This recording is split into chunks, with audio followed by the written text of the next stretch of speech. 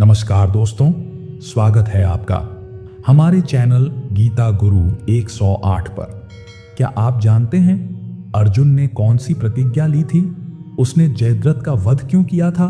जयद्रथ अर्जुन का मार्ग रोकने वाला कैसे बना? और सबसे अहम सवाल, अभिमन्यु को चक्रव्यूह में कैसे फंसाया गया था? इन सभी सवालों के जवाब और इससे जुड़ी घटनाओं की पूरी गाथा आज हम इस वीडियो में विस्तार से जानेंगे। तो वीडियो को शुरू से अंत तक जरूर देखें, क्योंकि अंत में छुपा है एक ऐसा संदेश जो आपके जीवन को बदल सकता है। तो चलिए वीडियो शुरू करते हैं। कभी कोई वचन जीवन और मृत्यु के बीच का फैसला बन जाता है, और जब समय की सीमा, एक योद्धा की प्रतिज्ञा और धर्म की रक्षा साथ जुड़ जाएं, तो इतिहास बनता है। यह कहानी है अर्जुन की, उसकी प्रतिज्ञा की और जयद्रथ के वध की। ऐसी कहानी जो आज भी हमें सिखाती है, संकल्प कितना भी कठिन हो, अगर साथ हो सही मार्गदर्शन श्री कृष्ण की तरह और अटल निश्चय, तो असंभव कुछ नहीं। महाभारत के 14वें दिन अर्जुन द्वारा जयद्रथ वध की कहानी। महाभारत का युद्ध अपने चरम पर था। हर दिन एक नई चाल, एक नया युद्ध और एक नई पीड़ा लाता था।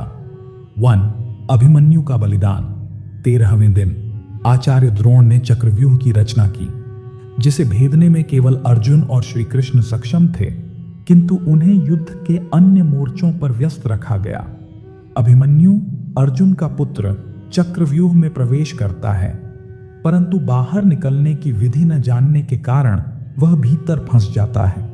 कौरवों के महारथियों द्वारा अनुचित रूप से घेर कर, विशेषकर जयद्रथ द्वारा अभिमन्यु का वध किया जाता है। ये घटना अर्जुन के लिए अत्यंत पीड़ादायक होती है। अभिमन्यु की मृत्यु से व्यथित होकर अर्जुन प्रतिज्ञा करता है कि यदि वह अगले दिन सूर्यास्त से पूर्व जयद्रथ का वध नहीं कर पाया, तो वह अग्नि में प्रवेश कर आत्मदाह करेगा। यह प्रतिज्ञा न केवल उसकी व्यक्तिगत पीड़ा का परिणाम थी, बल्कि धर्म और न्याय की पुनर्स्थापना का संकल्प भी थी। युद्ध की रणनीति और श्री कृष्ण की भूमिका। अगले दिन कौरवों ने जयद्रथ की सुरक्षा के लिए विशेष व्यवस्था की। द्रोणाचार्य, कर्ण, अश्वत्थामा और अन्य महारथियों ने उसे घेरे रखा। श्री कृष्ण ने अर्जुन को प्रेरित किया कि वह अपने संकल्प पर अडिग रहे और धैर्यपूर्वक युद्ध करे। उन्होंने यह भी बताया कि जयद्रथ के पिता ने उसे वरदान दिया है कि जो भी उसका सिर पृथ्वी पर गिराएगा, उसका सिर भी फट जाएगा। इसलिए अर्जुन को विशेष सावधानी बरतनी होगी।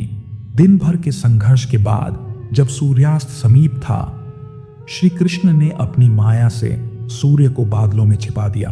कौरवों को लगा कि सूर्यास्त हो गया है। जयद्रथ आत्मविश्वास से बाहर आया।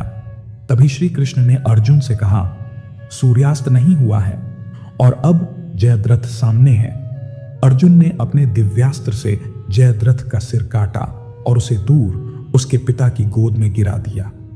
जब जयद्रथ के पिता ने सिर को देखा, तो वह उनके हाथों से गिर गया, जिससे उनका सिर भी फट गया। यह प्रसंग हमें सिखाता है अर्जुन का दृढ़ संकल्प और उसकी पूर्ति। हमें यह सिखाती है कि यदि हम अपने लक्ष्य के प्रति समर्पित हों, तो कोई भी बाधा हमें रोक नहीं सकती। श्री कृष्ण की रणनीति और अर्जुन की युद्ध कौशल हमें यह दर्शाते हैं कि केवल बल ही नहीं, बल्कि बुद्धिमत्ता भी सफलता के लिए आवश्यक है। अर्जुन का संकल्प धर्म और न्याय की पुनर्स्थापना के लिए था। यह हमें सिखाता है कि हमें हमेशा धर्म के मार्ग पर चलना चाहिए। इस प्रसंग से यह भी स्पष्ट होता है कि शिक्षा केवल पुस्तकीय ज्ञान नहीं है, बल्कि यह जीवन के हर पहलू में हमारी सहायता करती है। महाभारत का यह प्रसंग हमें यह सिखाता है कि शिक्षा, संकल्प, रणनीति और धर्म के प्रति अडिग रहकर हम किसी भी कठिनाई को पार कर सकते हैं। यह कथा आज भी हमें प्रेरणा देती है कि हम अपने जीवन में आने वाली चुनौतियों का सामना धैर्य, बुद्धिमत्ता और धर्म के साथ करें। हर अर्जुन के जीवन में एक युद्ध होता है, हर युद्ध में एक जयद्रथ सामने आता है।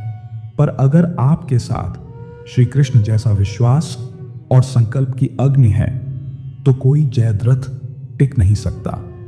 अगर आपको ये कहानी प्रेरणादायक लगी हो तो इस वीडियो को लाइक करें, अपने दोस्तों और परिवार के साथ शेयर करें और ऐसे ही श्री कृष्ण की प्रेरणादायक कहानियां सुनने के लिए हमारे चैनल गीता गुरु 108 को सब्सक्राइब जरूर करें।